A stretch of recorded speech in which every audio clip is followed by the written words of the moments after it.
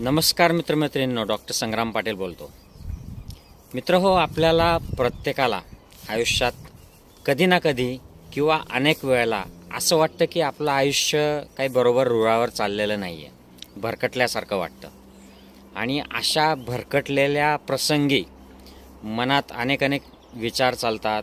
आपल्या गोष्टी प्लॅनिंगप्रमाणे चालत नाहीत. आपल्या इच्छा काय असतात आणि घडतं काय, आपल्याला करायचं काय असतं आणि आपण करतो काय, आपलं टार्गेट आपल्याला जरी माहीत असले तरी अशा प्रसंगामध्ये ते धूसर होतात. आपल्याला नीट कळतच नाही काय चाललं आहे, ते सुद्धा कळत नाही आणि काय करावं, कसं नियंत्रण करावं या परिस्थितीवर, हे देखील मुश्किल होऊन जातं. यातून अनेकदा नैराश्य येतं, कलह होतात आणि मग आयुष्य अनियंत्रित होतं, अस्थिर होतं. अशा वेळेला काय करायचं, तर मी या सगळ्यातून आपण सगळेच गेलेलो आहोत, मी देखील गेलेलो आहे आणि वेळोवेळी मी या गोष्टींचा विचार करत असतो की काय केलं पाहिजे, बेस्ट यूज आयुष्याचा कसा केला गेला पाहिजे. अनेकदा माझं वाचन असतं या संदर्भात, मी अनेक लेक्चर्स ऐकलेले आहेत, मेडिटेशन करत असतो. तर यातून मला काही मुद्दे तुम्हाला सुचवायचे आहेत. अशा लोकांना, अशा विद्यार्थ्यांना, तरुणांना, तरुणींना किंवा ॲडल्ट लोकांना, इवन वयस्क जे आहेत, जर आयुष्य भरकटल्यासारखं वाटत असेल की आपण रस्ता चुकतो आहोत, काय चाललं आहे कळत नाही आहे, अशा वेळेला काय करायचं, तर या 10 गोष्टींचा नक्की विचार करा. मला याचा फायदा होतो, तुम्ही देखील याचा विचार करून बघा. तर सगळ्यात महत्त्वाचं जे आहे, मी माझ्या पेशंट्सला देखील हे सांगतो आणि जिथे जिथे मी बोलतो, ज्यांना मोटिवेट करायचा प्रयत्न करतो, त्यांना मी नेहमी एक गोष्ट सांगतो.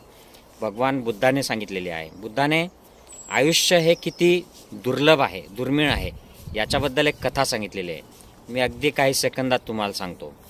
बुद्ध म्हणालेत की एका महासागरात, म्हणजे उदाहरणार्थ प्रशांत महासागर आहे, पॅसिफिक ओशन किंवा हिंदी महासागर आहे, याच्या एका टोकाला एक कासव की जे आंधळ आहे, त्याला दिसत नाही, असं कासव टाकलं आणि दुसऱ्या टोकाला हजारो मैल किलोमीटरवर एक अशी लाकडी काठी टाकायची की जिच्यामध्ये एक होल आहे आणि मग हे कासव 100 वर्षातून एकदा, हे आंधळ कासव डोकं वर काढतं पाण्याच्या बाहेर आणि ते जेव्हा डोकं वर काढतं आणि त्यावेळेला जर ती काठी छिद्र असलेली जर त्याच्या जवळ आली तर त्या छिद्रातून त्याचं डोकं जाण्याची किती शक्यता आहे, त्याचं डोकं त्या छिद्रात घुसावं. हे आंधळ कासव 100 वर्षातून एकदा डोकं वर काढतं आणि मग ते त्या काठीला भेटणार आणि त्याच्या त्या होलमधून त्याचं डोकं जाणार. हे किती रेअर आहे.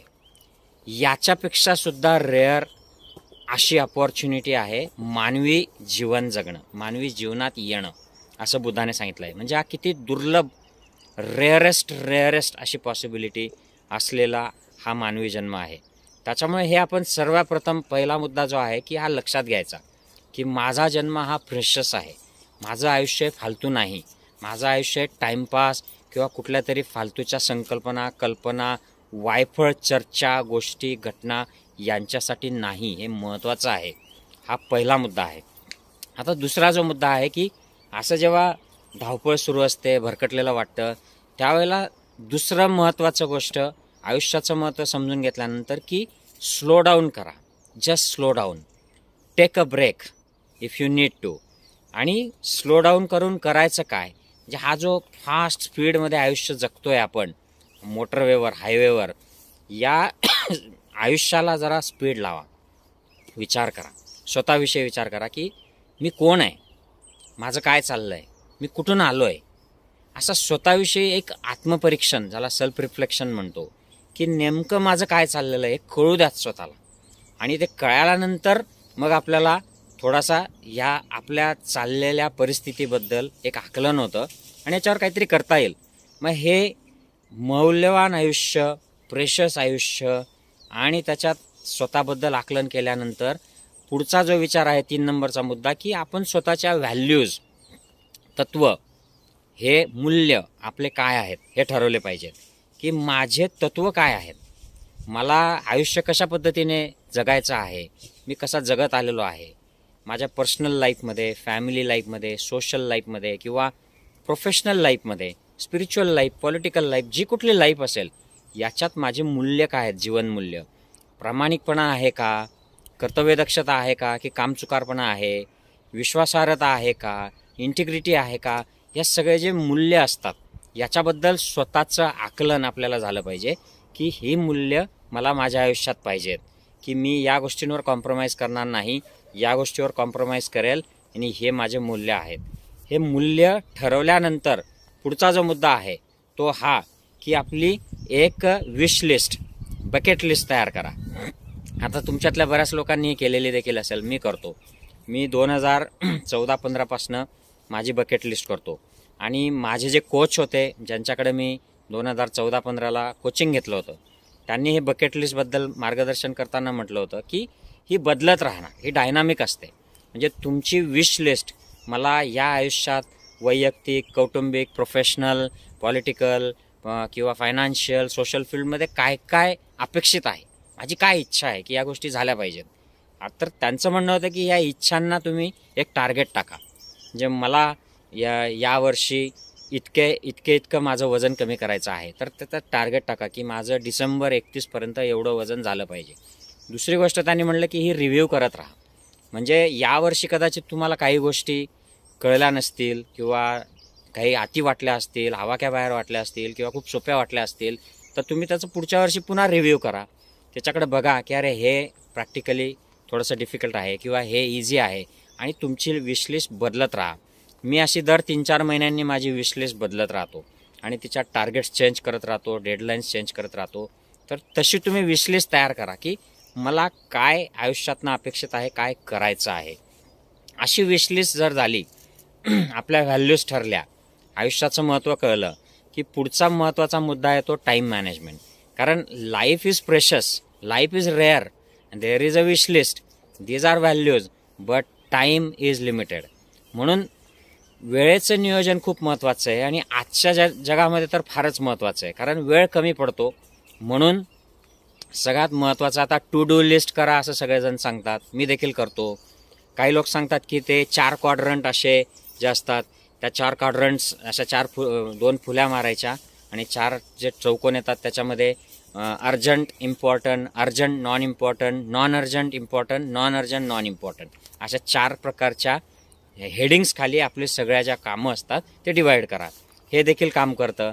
पण याच्याही पलीकडे माझा असं स्वतःचा अनुभव आहे की आपला जो वेळ आहे आपण कसा स्पेंड करतो. काल, परवा, मागचा आठवडा, मागचं वर्ष मी कसं स्पेंड केलं, माझा कुठे कुठे वेळ वाया गेला, कुठे कुठे वेळ मी वाचू शकलो असतो, आणि कुठे कुठे वेळ वाचू शकलो असतो हे जर आपल्याला कळलं, पण तरी आपण वाचू शकत नसू, त्याचे कारणं अनेक असतील. आपल्याला सवय लागली, आपल्याला भीती वाटते, किंवा आपल्याला इतरांचं प्रेशर असतं, लोक काय म्हणतील वगैरे वगैरे, किंवा आपली काही श्रद्धा आहे, अंधश्रद्धा आहे, कंपल्शन्स आहेत आणि आपला टाईमपास होतोय असं वाटत असेल, तर याला अडवण्यासाठी, हे थांबवण्यासाठी टू डू लिस्ट आणि ह्या सगळ्या प्रकारांबरोबर नॉट टू डू लिस्ट देखील तयार करा की मी या गोष्टी आज करणार नाही. म्हणजे नॉट टू डू लिस्टमध्ये की मी फोनवर इतका वेळ वाया घालवणार नाही, मी आज फेसबुक बघणार नाही, आज मी अमुक करणार नाही, तर या गोष्टी, आज मी हे खाणार नाही, आज मी बाहेर हॉटेलात जाणार नाही, या आठवड्यात मी पिक्चर बघणार नाही, या आठवड्यात मी TV इतकाच वेळ बघेल. नॉट टू डू लिस्ट देखील तयार करा. याच्याने टाईम मॅनेजमेंट चांगलं होईल. आता टाईम मॅनेजमेंट सारखंच किंवा त्याच्यापेक्षा जास्त महत्त्वाचं हे माइंड मॅनेजमेंट आहे.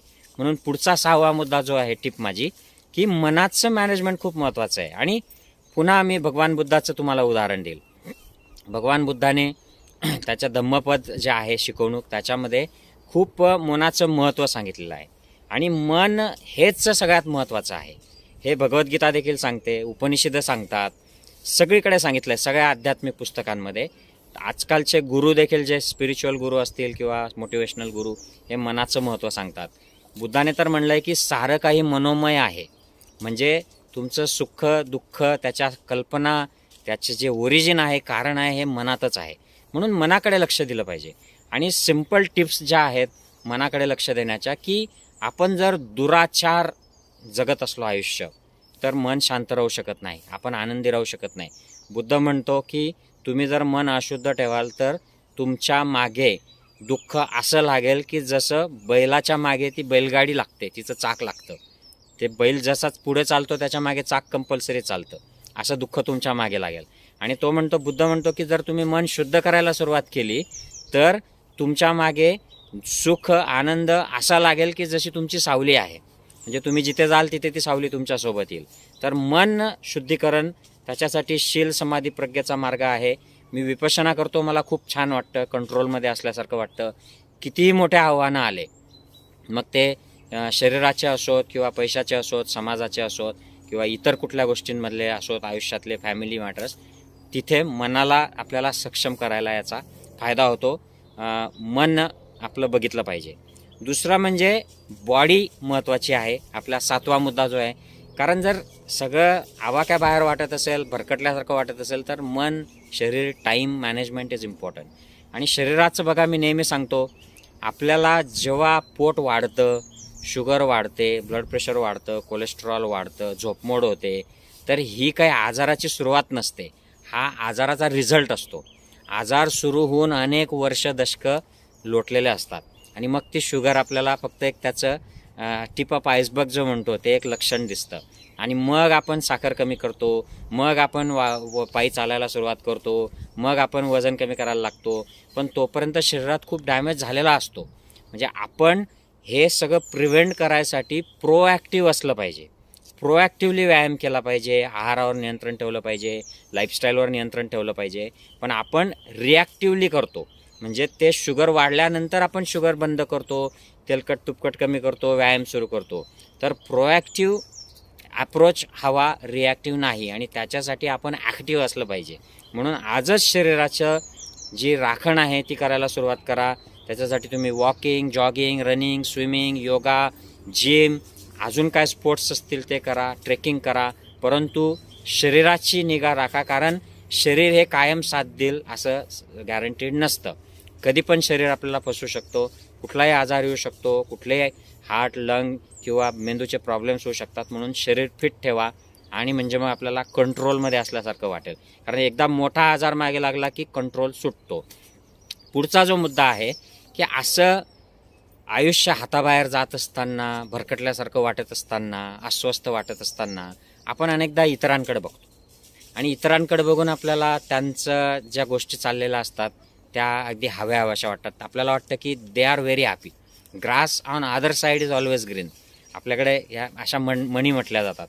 तर असं आहे की या बाबतीमध्ये माझं असं मत आहे की इट्स नाईस, त्यांच्याकडे ग्रास जरी आपल्याला ग्रीन वाटत असलं तरी ते ग्रास का ग्रीन आहे, त्यांचे कोणते कोणते मुद्दे चांगले आहेत ते मला आत्मसात करता येतील का, त्याच्यासाठी काय केलं पाहिजे. म्हणजे त्यांचा हेवा हा मत्सर किंवा जलसीसाठी न होता तो आपल्या शिकण्यासाठी तो वापरला गेला पाहिजे. की तेही मलाही हवं, पण I will learn how to do it, rather than त्याच्याविषयी जलसी वाटणे, निगेटिव्ह वाटणे आणि स्वतःला त्याच्यासाठी कोसणे. या गोष्टी न करता तुलना ही शिकण्यासाठी झाली पाहिजे, ही मानसिक खच्चीकरण आपलं होण्यासाठी नसायला हवी असं मत आहे. म्हणून इतरांपासून शिका, तुलना करू नका. तुलना ही हार्मफुल असते, फक्त शिका आणि घ्या त्यांच्याकडून. 9वा जो मुद्दा आहे तो म्हणजे सोशलायझेशन. मेक शुअर की ॲडिक्वेट अमाऊंट ऑफ सोशलायझेशन आपल्या आयुष्यात असलं पाहिजे. बऱ्याचदा भरकटलेल्या लोकांचं टू मच सोशलायझेशन असतं. मित्रांमध्ये किंवा इतर लोकांमध्ये खूप टाईमपास करतात, वेळ कधी निघून जातो कळत नाही, दिवस निघून जातात, वर्ष निघून जातात. किंवा काही लोक मित्र परिवार याला वेळच देत नाहीत, त्यांच्या लक्षातच येत नाही की हे महत्त्वाचं आहे. आणि वेळ जेव्हा लक्षात येतं तेव्हा वेळ निघून गेलेली असते, मुलं मोठे होऊन जातात, आपल्याला आजार होऊन जातो, आपल्या नवऱ्याला किंवा बायकोला काहीतरी प्रॉब्लेम होऊन जातो, आईवडील म्हातारे होऊन जातात, त्यांना विस्मृती होऊन जाते किंवा ते मरून जातात. तर त्याच्या आत आपण त्यांचं महत्त्व ओळखलं पाहिजे, त्यांना वेळ दिला पाहिजे, त्यांचं मत जाणून घेतलं पाहिजे, त्यांना सपोर्ट केला पाहिजे, मित्रांना वेळ दिला पाहिजे. आणि जास्त दिला जात असेल तर तो देखील आपण नियंत्रणात आणला पाहिजे. की त्याच्यातच सगळं आयुष्य म्हणजे तेच नाही, आयुष्य म्हणजे सगळे मित्र आणि फक्त फॅमिलीमध्ये राहणं एवढंच नाही, इतरही गोष्टी आपल्याला करायच्या असतात. याचा बॅलन्स आपण ठेवला पाहिजे. काही गोष्टी मित्र आणि फॅमिलीच्या मेंबर्सच्या बाबतीत अनरिझॉल्वेबल असतात, म्हणजे ती मैत्री किंवा ते नातं टिकून ठेवणं हे मुश्किल जातं किंवा ते त्रासदायक होतं, आपल्याही फायद्याचं नसतं, त्याच्याही फायद्याचं नसतं. त्या बाबतीत देखील आपण निर्णय घेतला पाहिजे. आणि तो असे निर्णय चर्चा करून दोघांच्या मतांनी अगदी समोपचाराने घ्यायचे. सेपरेट व्हावं लागलं तर सेपरेट व्हायचं, परंतु आयुष्य महत्त्वाचं आहे, लक्षात घ्या. Life is rare, life is precious, it is important to get in control of life. आणि शेवटचा मुद्दा जो फार महत्त्वाचा आहे की आपण या सगळ्या धकाधकीच्या, मी बिझी आहे, मला वेळ नाही, माझ्याकडे पैसे कमी आहेत, माझं असं आहे, माझी फॅमिली, माझा जॉब, माझं करिअर, माझं बिझनेस, याच्यामध्ये आपण इतरांचा विचार करायला विसरतो. म्हणून इतरांना मदत करण्यासाठी व्हॉलंटिअरिंग, सेवा देणे, स्वयंसेवा देणे, कुठल्या तरी चळवळीत भाग घेणे, मग ती विवेकवादाची चळवळ असो, अंधश्रद्धा निर्मूलनाची असो, कुठल्या अनाथांच्या मुलांसाठी असो, वृद्धांसाठी असो, आपल्या गल्लीतल्या काही चांगल्या गोष्टी, स्वच्छता अभियान असेल किंवा वयस्क लोकांना मदत करणे, यासारख्या चळवळी आहेत. वाचन अभियान किंवा प्राण्यांसाठी मदत करणारे, आपल्या आजूबाजूला भटकणारे कुत्रे असतात, त्यांना जखमा झालेल्या असतात, त्यांना लसीकरण कोणी करत नाही, कोणी पण आपलं त्यांना नीट वागवत नाही, तर त्याच्यासाठी काही ग्रुप तयार करून आपण चॅरिटी काम सुरू करू शकतो, समाजसेवा करू शकतो. त्याच्यामुळे व्हॉलंटिअरिंग गिव्ज अ सॅटिस्फॅक्शन आणि एक सेन्स ऑफ कंट्रोल पण त्याच्याने येतो आणि त्यातून जी आध्यात्मिक प्रगती, मानसिक प्रगती होते ती वेगळी असतेच. आय होप ज्या लोकांना आयुष्य भरकटलेलं वाटतं आहे, आपलं व्यवस्थित रस्त्यावर नाही चाललेलं आहे, जे हवं ते मिळत नाही आहे, जे हवं ते करता येत नाही आहे आणि आपल्याला हवं त्या पद्धतीने करता येत नाही आहे, अशी ज्यांना फिलिंग आहे, अशा सगळ्या विद्यार्थ्यांना, तरुणांना, ॲडल्ट्सला आणि वयस्कर लोकांना ही माहिती, या माझ्या टिप्स युजफुल ठरवत अशी मी अपेक्षा करतो. जय हिंद, टेक केअर.